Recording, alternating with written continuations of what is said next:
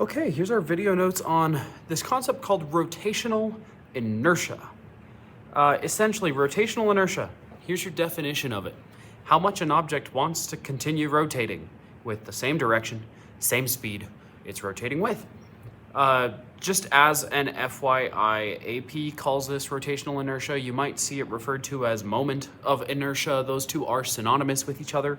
AP will just use the term rotational inertia. How much an object wants to continue rotating exactly the same way it's rotating currently.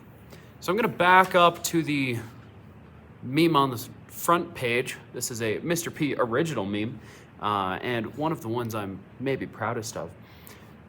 It's hard to swing a sledgehammer, right? It's hard to change what a sledgehammer is doing, to start it or to stop it. That's why it's shaped like it is. But then if you turn the sledgehammer upside down, if you were to hold it by, so right over here, you're holding it by the handle. But if you were to hold it by the head instead, it's really easy to all of a sudden swing that sledgehammer around. It's just really not gonna be hard to swing it, and lift it maybe, but to swing, not that difficult. But they're the same shape. It's just whether you're holding it by the handle or whether you're holding it by the head. It makes a difference for rotational inertia because this one really, really wants to continue moving exactly as it is. Whereas this one, it doesn't really. It's easy to stop. So what we say for that is a large I, and we use this letter I for rotational inertia, capital I. Large I means it is difficult to change the motion. And by motion, I mean rotation. It's difficult to change the rotation of something with a large rotational inertia. Conversely, if it has a small rotational inertia, it is easy to change its rotation. So large rotational inertia, hard to change its motion. Let's think back to our sledgehammer. This one, because you're holding the handle and the head is far away from you, it is rather difficult to stop its motion because it's all the way over there away from you. Rotational inertia. As opposed to when it's in your hand, different story. So this one, it's hard to stop a sledgehammer swinging. This is a large rotational inertia. This one, it's easy to change this one's swing, so it is a small rotational inertia. And to give you a general rule of what that looks like, when the mass is close to you, small rotational inertia. So I use this example of, this is a rapier used for fencing, or if you've seen The Princess Bride, it's the sword that Inigo Montoya uses when he says, "You killed my father, prepare to die." So rapiers, all of the mass is right there. This part is really, really light. This part on a rapier, it can bend side to side. So it's really, really easy. You might see this in like a fencing foil if you've ever watched like fencing in the Olympics. All of the mass is in your hand. So it's really easy to change its motion because it's got a small rotational inertia. As opposed to, and I keep coming back to this hammer example, this is just a mini sledgehammer. When the mass is far away from you, it's really difficult to change its motion, which means that is a large I, large rotational inertia. So when the mass is far from you, far away mass, large I. Close mass, small I. And we can see that in the sledgehammer, upside down sledgehammer. Far away means it's a large rotational inertia because it's hard to stop a sledgehammer. But then close mass means it's a small rotational inertia. That conceptually is the most important thing about this concept of rotational inertia. AP loves conceptual rotational inertia, which is a change from previous years. In previous years, they had loved to do calculating it, but now they just want you to more understand conceptual than necessarily calculate it a lot, which I love. I think that's a great change. There's very few things that AP does that makes me happy, but this was one of them. So rotational inertia, conceptually, this page, this is perhaps the most important concept that you can remember. Further away, larger I. Closer to you, smaller I. When we calculate rotational inertia, this is a screenshot from the equation sheet. Basically, the rotational inertia of an object is if you take all the individual components of that object, it's the mass of the individual thing times the radius of that individual thing squared. Basically, what I mean by that, well, I guess we're going to do this on the next slide. It's the add up for all of the individual components. That's what the little I is, the individual things. The mass times the radius squared, or mr squared. This is for something I will qualify. Let's say that this is my axis of rotation. And let's say I have a massless string with a clay ball attached to the end of it. And this clay is swinging around, it goes behind, and then it comes in front in a circle. Right, it's got some radius r, the clay has some mass m. This is when, I'm going to qualify this, when the object does not touch the axis. And here, this is my axis. The axis is the center of rotation. So this equation applies when the object does not touch the axis. So this actually is more of the revolution kind of a thing that we've looked at with like circular motion, all that kind of stuff. So this only applies when the object does not touch the axis. We're gonna get to examples of what happens when it does touch the axis, and we'll give you more tools to handle those. So I would highly recommend make this annotation on your equation sheet. This equation applies when the object does not touch the axis. It's on the right column of your equation sheet. Let's practice. A person swings a 0.5 kilogram ball around their head in a circle. I guess we're gonna give him one really long arm. In a circle.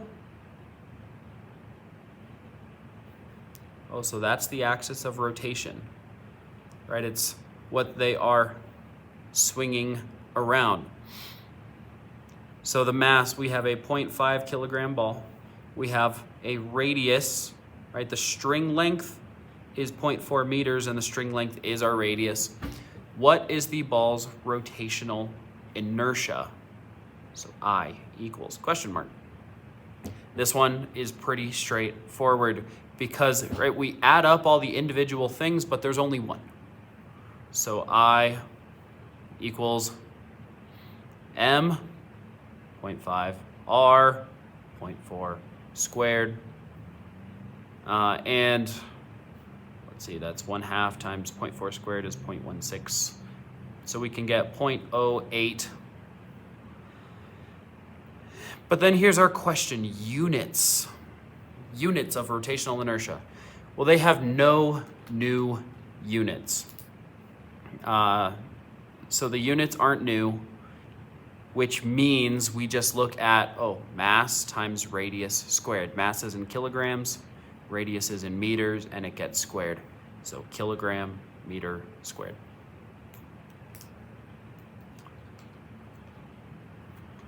So our units of rotational inertia, mr squared.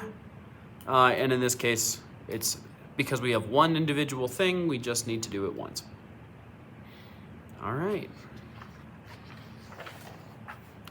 This gets you back into your units. We've got the unit dog making a resurgence because we have new units, kilograms times meters squared.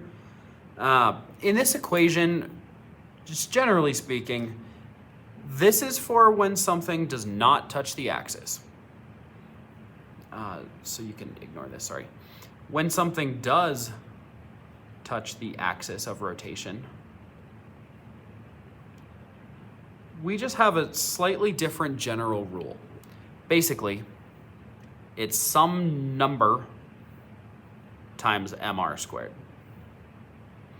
And that number is typically a fraction like 1/2 or 1/6 or 2/3. That depends on the shape of the object and where exactly it is. We're going to look at some examples right here. You do not have to know these. You do not have to know these. Do not have to know. You do not have to know this. I give you these just simply as an example of, like, if you have a thin rod rotating around its center. So that's kind of like if I have my pen and I spin my pen just around the center of the pen, assuming I don't drop it. You just spin it around the center of the pen, gravity still works. As opposed to like a thin rod rotating around its end would be if I hold one end of my pen in place and then rotate it around.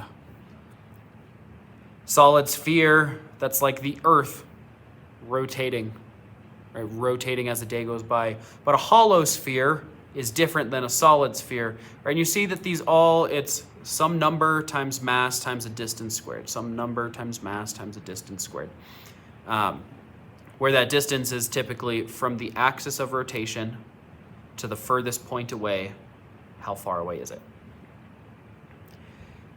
This is the one that they give you. So on the previous example we looked at, when we saw this equation show up here, this is a screenshot from the equation sheet.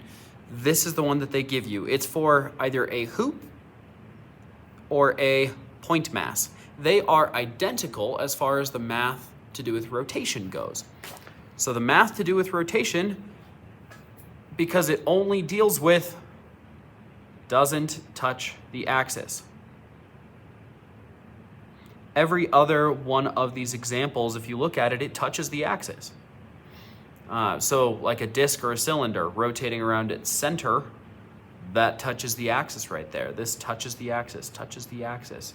Right? The axis goes straight through the center, straight through the center. However, a hoop, and then we called it a point mass. That's just the physics terminology for this problem that we looked at, where it's a single mass in a single point. And for this, a point mass, we always use the location of,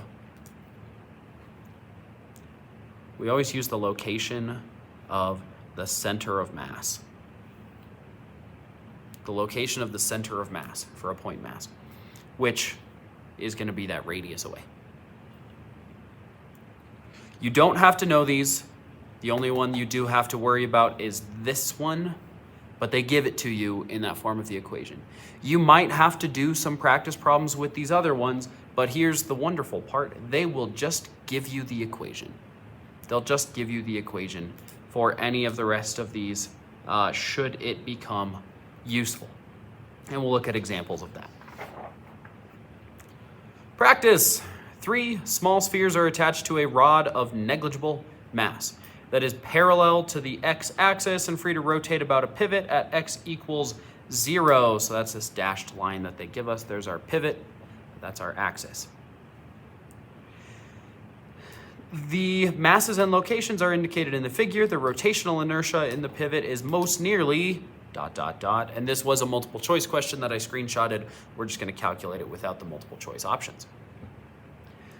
So when we have, these are classic examples of point masses. All 3 of these, because they are a mass that's kind of in a clump that does not touch the axis. So that's the key phrase, does not touch the axis. That's how we know that they're point masses, which means we can use our equation for the rotational inertia is the sum of all individual masses times the individual radii squared. So we can just do this for each mass. So I equals mass, 0.3, radius, and this just gives us position. Radius is distance away, so we don't have to worry about negative signs because radius is just a distance. So 0.05 squared plus mass, 0.2, radius, 0.1 squared, plus one more, mass, 0.1, distance, 0.15 squared. And we can throw that into our calculator. So I get 0.3 times 0.05 squared plus 0.2 times 0.1 squared plus 0.1 times 0.15 squared.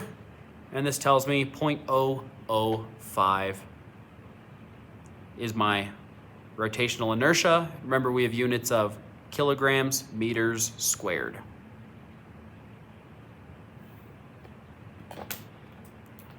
All right, there's your example.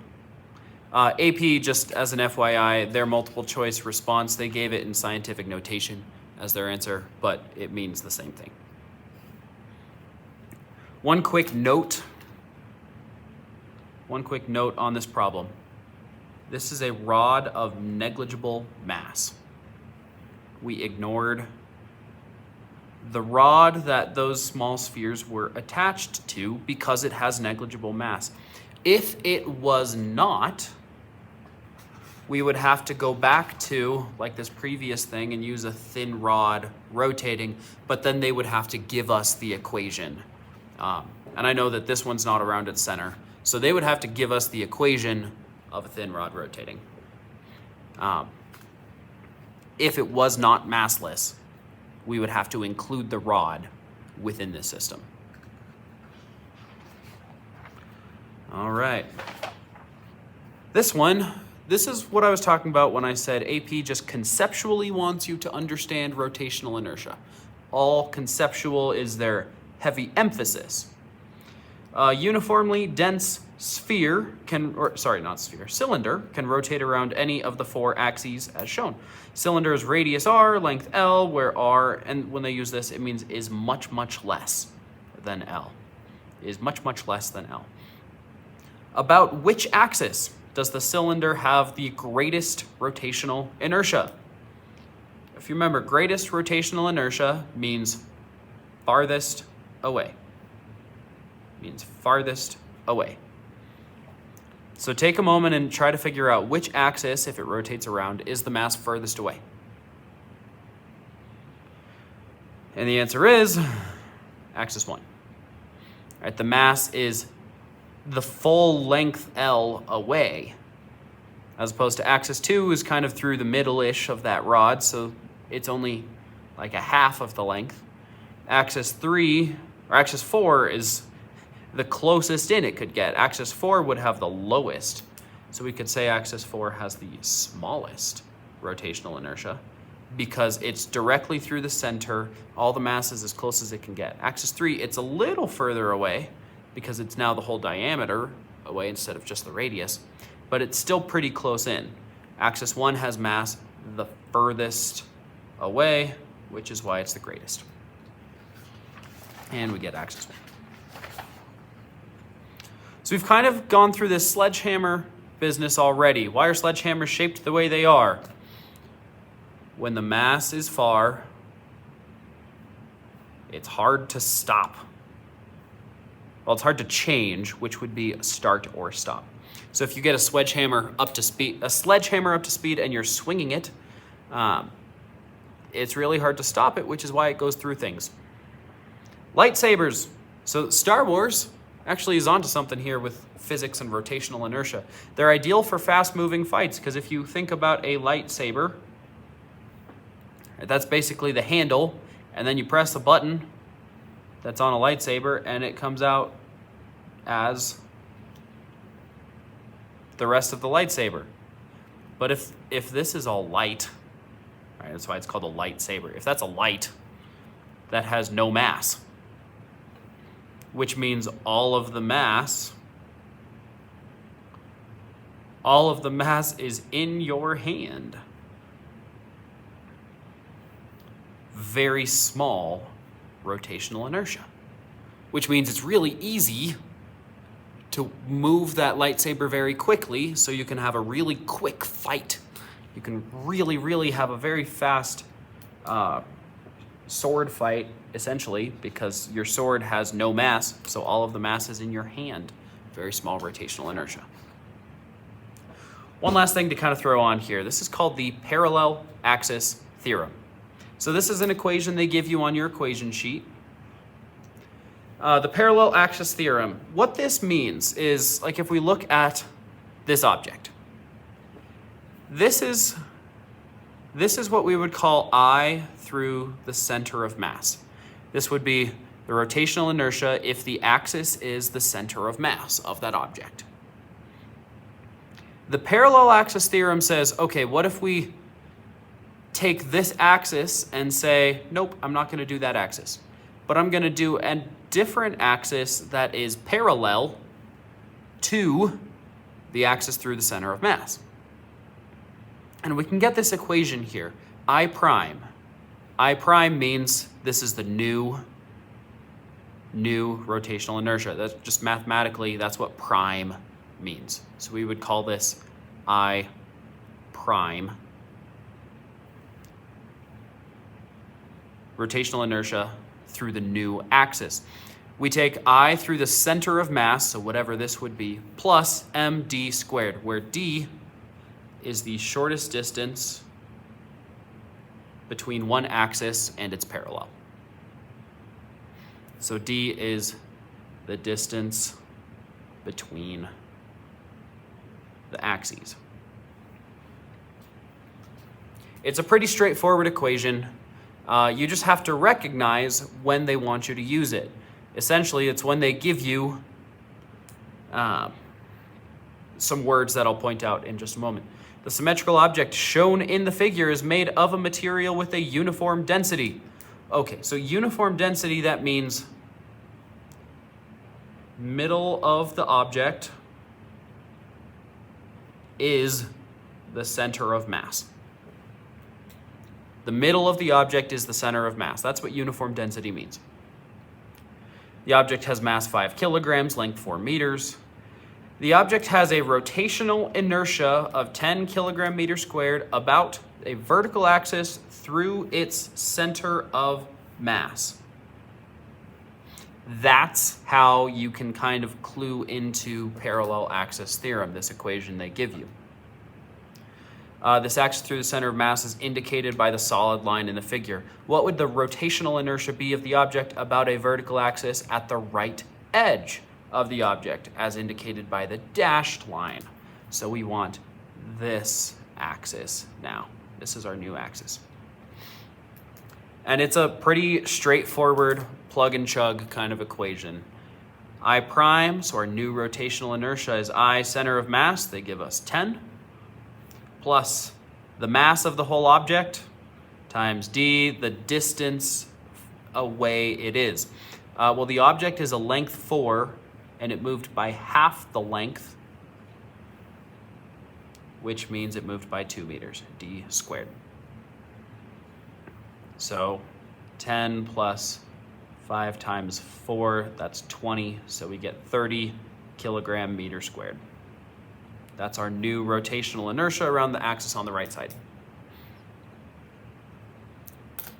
All right, one last conceptual piece of information to go through. Sometimes AP will ask you, where's the minimum rotational inertia? Or around which axis is the minimum, the smallest rotational inertia? And the answer is whatever axis goes through the center of mass. What is the minimum rotational inertia through the center of mass? And we can see that through our equation here. Basically, if we are only in the center of mass, then we don't have that. And if we don't have a whole term that's being added, then it's the smallest.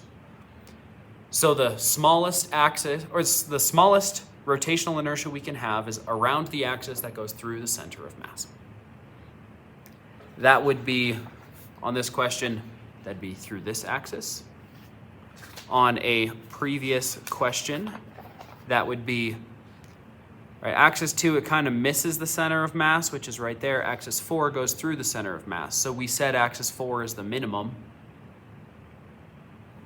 And this last realization is why. It goes through the center of mass. All right, that's it for our notes on rotational inertia. Good luck with the practice. Feel free to let me know if you have any questions.